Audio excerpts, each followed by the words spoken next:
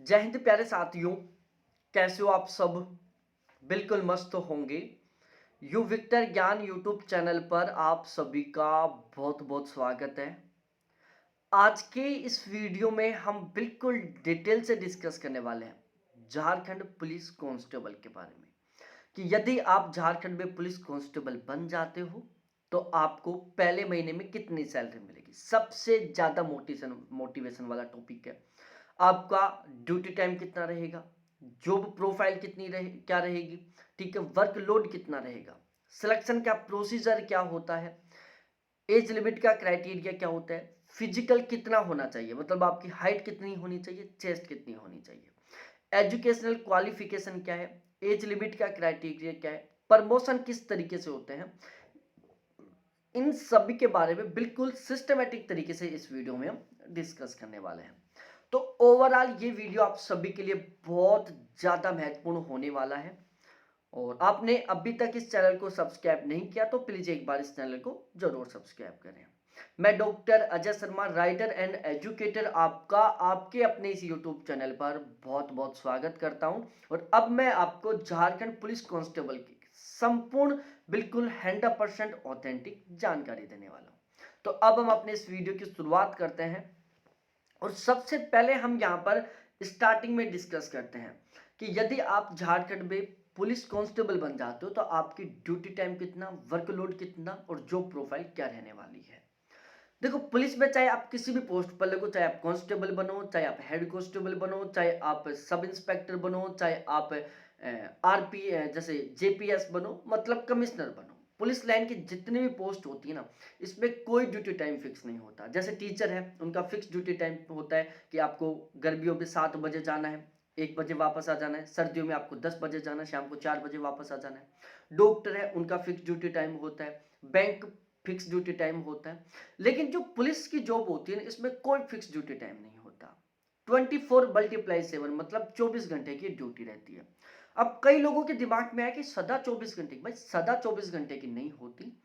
देखो क्या होता है, आपको एवरेज जो नॉर्मल दिन है इनमें आपको लगभग 7 से 8 घंटे थाने में रहना होगा, 7 से 8 घंटे आपको ड्यूटी देनी होगी। लेकिन यदि कभी कोई इमरजेंसी कंडीशन आ जाती है तो आपको कभी भी फोन किया जा सकता है और आपको कभी भी ड्यूटी में जाना पड़ सकता है। तो यदि जो इमरजेंसी कंडीशन होती है उसमें आपकी जो ड्यूटी होती है वो 24/7 की होती है। जैसे रात को कोई 2 बजे बहुत ज्यादा इमरजेंसी हो गया तो उस कंडीशन में आपको कॉल किया जा सकता है और आपको तुरंत थाने में पहुंचना होगा, मतलब आपको तुरंत ड्यूटी पर जाना होगा। ठीक है, कभी कोई इमरजेंसी होगी तो उस दौरान आपकी जो ड्यूटी है वो 10 घंटे की भी हो सकती है, 12 घंटे की भी हो सकती है, यहां तक कि इमरजेंसी कंडीशन में आपकी ड्यूटी है जो 15-16 घंटे तक की भी हो सकती है। ठीक है, तो इस वजह से जो इमरजेंसी कंडीशन है उसमें इनकी ड्यूटी 24/7 होती है, कितनी भी लंबी हो सकती है। बाकी एवरेज विदाउट इमरजेंसी टाइम में आपकी जो ड्यूटी है वो 7 से 8 घंटे की रहने वाली है। वर्कलोड की बात की जाए, यदि इमरजेंसी कंडीशन है तो उसमें आपके ऊपर बहुत ज्यादा वर्कलोड रहेगा। ठीक है, आपको पूरी स्ट्रिक्ट तरीके से ड्यूटी करनी होगी, पूरी सावधानी के साथ, पूरी सतर्कता के साथ आपको ड्यूटी करनी होगी। लेकिन यदि इमरजेंसी कंडीशन नहीं है तो आपकी जो ड्यूटी है बिल्कुल नॉर्मल रहेगी। आराम से आपको नौकरी करनी होगी, आराम से आपको ड्यूटी करनी होगी। ठीक है, बहुत अच्छी खासी रेपुटेटेड जॉब होती है पुलिस कांस्टेबल की।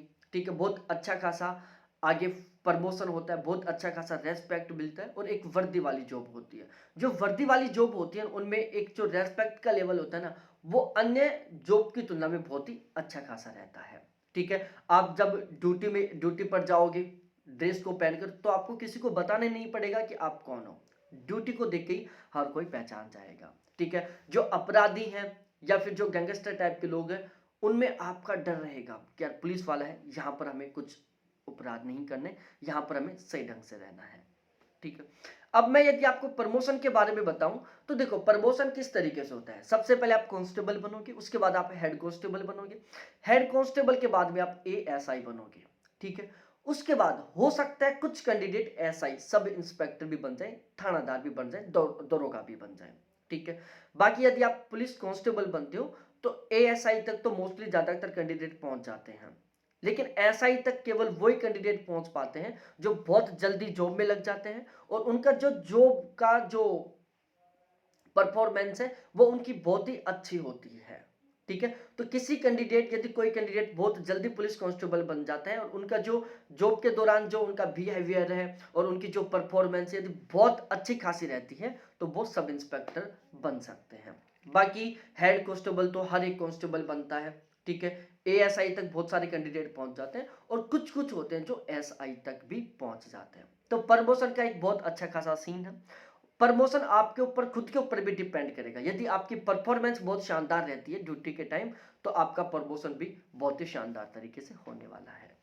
अब उसके बाद में आपका जॉब प्रोफाइल, भाई पुलिस का काम क्या होता है ये आप ऑलरेडी जानते हो, ठीक है। आपका जो थाना क्षेत्र होगा उसमें कोई गलत गतिविधियां हो रही है तो उनको कंट्रोल करना, कोई आपराधिक गतिविधि हो तो उन पर कंट्रोल करना, ठीक है। जो गुंडागर्दी टाइप के लोग हैं उनके ऊपर कंट्रोल करना, आपका जो थाना क्षेत्र है उसमें न्याय व्यवस्था बनाए रखना, वहां पर सुरक्षा व्यवस्था बनाए रखना, ठीक है। वहां पर किसी तरीके के दंगे ना हो ऐसी व्यवस्था बनाए रखना। तो इस तरीके से आपके थाना क्षेत्र में सही ढंग का इन्वायरमेंट बनाने का आपका सबसे मेन काम रहने वाला है। अब हम यहाँ पर डिस्कस करते हैं कि फॉर्म फीस कितनी रहती है। देखो फॉर्म फीस को लेकर सीन क्या है, यदि आप जनरल कैटेगरी से बिलोंग करते हो तो आपकी फॉर्म फीस यहाँ पर 100 रुपये रहने वाली। हम बाकायदा नोटिफिकेशन के अकॉर्डिंग बात करने वाले हैं। और यदि आप अनुसूचित जाति या अनुसूचित जनजाति से बिलोंग करते हो तो आपकी फॉर्म फीस यहाँ पर केवल 50 रुपये रहने वाली है, ठीक है। आपको सैलरी कितनी मिलेगी, हम बिल्कुल एक ओरिजिनल सैलरी स्लिप के बेस पर आपको बताने वाले हैं कि यदि आप पुलिस कांस्टेबल बन जाओगे तो आपको पहले महीने की सैलरी कितनी मिलेगी, जिसके बारे में हम सबसे लास्ट में डिस्कस करेंगे बिल्कुल ऑथेंटिक डाटाओं के साथ। अब हम यहाँ पर डिस्कस करते हैं फिजिकल के बारे में कि आपका फिजिकल किस तरीके से होगा। अब यहाँ पर फिजिकल को लेकर दो अलग अलग सीन है। मेल और फीमेल का अलग अलग क्राइटेरिया है, मेल में अलग अलग कैटेगरी वाइज भी है। तो सबसे पहले हम बात करते हैं कि यदि आप मेल हो, पुरुष हो, तो आपका फिजिकल किस तरीके से होगा। यदि आप अनारक्षित जाति या फिर ईडब्ल्यूएस, मतलब यदि आप जनरल और ईडब्ल्यूएस कैटेगरी से पुरुष हो तो आपकी ऊंचाई न्यूनतम 160 सेंटीमीटर होनी चाहिए और आपका जो सीना है वो न्यूनतम 81 सेंटीमीटर होना चाहिए। यदि आप अनुसूचित जाति और अनुसूचित जनजाति के पुरुष हो तो आपकी जो ऊंचाई है वो मिनिमम 155 सेंटीमीटर होनी चाहिए और आपका जो सीना है वो न्यूनतम 79 सेंटीमीटर होना चाहिए, ठीक है। यदि आप अत्यंत पिछड़े वर्ग से हो तो आपकी जो अत्यंत पिछड़े वर्ग से पुरुष हो तो आपकी जो हाइट है वो न्यूनतम 160 सेंटीमीटर होनी चाहिए और आपका जो सीना है वो न्यूनतम 81 सेंटीमीटर होना चाहिए। तो ये तीन क्राइटेरिया थे कैटेगरी वाइज तरीके से पुरुषों के बारे में। अब हम यहाँ पर बात करते हैं महिलाओं के बारे में। भाई महिला, आप चाहे किसी भी कैटेगरी से हो, चाहे आप जनरल से हो, चाहे डब्ल्यूएस से, चाहे एससी से हो, चाहे एसटी से हो, चाहे ओबीसी से हो, महिलाओं सभी को यहाँ पर बिल्कुल इक्वल रखा गया है। आपकी जो ऊंचाई है वो न्यूनतम 148 सेंटीमीटर होनी चाहिए। महिलाओं का सीना नहीं मापा जाता, इसलिए सीने को लेकर कहीं कोई प्रॉब्लम नहीं आने वाली, ठीक है। तो महिला और पुरुष दोनों का आपने फिजिकल अच्छी तरीके से समझ लिया होगा। फिजिकल जो स्टैंडर्ड है, फिजिकल जो माप है उसको आपने समझ लिया होगा। अब हम हाइट के बारे, एज के बारे में बात करें। देखो यहाँ पर जो मिनिमम एज का क्राइटेरिया है वो 18 साल का है कि आपकी कम से कम एज 18 साल होनी चाहिए। अब हम मैक्सिमम एज के बारे में बात करें। देखो यदि आप पुरुष और महिला दोनों का अलग अलग सीन है। यदि आप पुरुष हो और जनरल और ईडब्ल्यूएस कैटेगरी से बिलोंग करते हो तो आपकी मैक्सिमम एज 25 साल होनी चाहिए। यदि आप पुरुष हो अत्यंत पिछड़े वर्ग या पिछड़े वर्ग से तो आपकी मैक्सिमम एज 27 साल होनी चाहिए, ठीक है। और इसके अलावा यदि आप अनुसूचित जाति अनुसूचित जनजाति से पुरुष या अनुसूचित जाति अनुसूचित जनजाति से महिला हो, मतलब अनुसूचित जाति और अनुसूचित जनजाति के पुरुष और महिला दोनों की जो मैक्सिमम एज है वो 30 साल है यहाँ पर। और जनरल कैटेगरी के, ईडब्ल्यूएस कैटेगरी के अत्यंत पिछड़ा वर्ग की जो महिलाएं हैं उनकी मैक्सिमम एज कितनी यहाँ पर 28 साल है, ठीक है। तो मैं एक बार दोबारा से बता देता हूं। जनरल और ईडब्ल्यूएस कैटेगरी के जो पुरुष हैं उनकी मैक्सिमम एज, अधिकतम उम्र कितनी है, 25 साल है। अत्यंत पिछड़ा वर्ग और पिछड़े वर्ग के पुरुषों की जो मैक्सिमम एज है वो 27 साल है। जनरल कैटेगरी, ईडब्ल्यूएस कैटेगरी, पिछड़ा वर्ग, अत्यंत पिछड़ा वर्ग की जो महिलाएं हैं उनकी मैक्सिमम एज 28 साल है। अनुसूचित जाति अनुसूचित जनजाति की जो महिला पुरुष हैं उनकी अधिकतम एज 30 साल है, ठीक है। तो इस तरीके से ये जो एज लिमिट का क्राइटेरिया है वो भी आपको यहाँ पर समझ में आ गया होगा।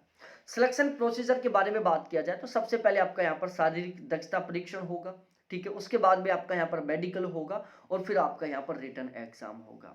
ठीक है, जो आपकी फाइनल मेरिट लिस्ट है वो आपके एकेडमिक स्कोर, ठीक है, मतलब आपके ग्रेजुएशन वगैरह के मार्क्स प्लस में आपका जो रिटन एग्जाम है इनके बेस पर होगा।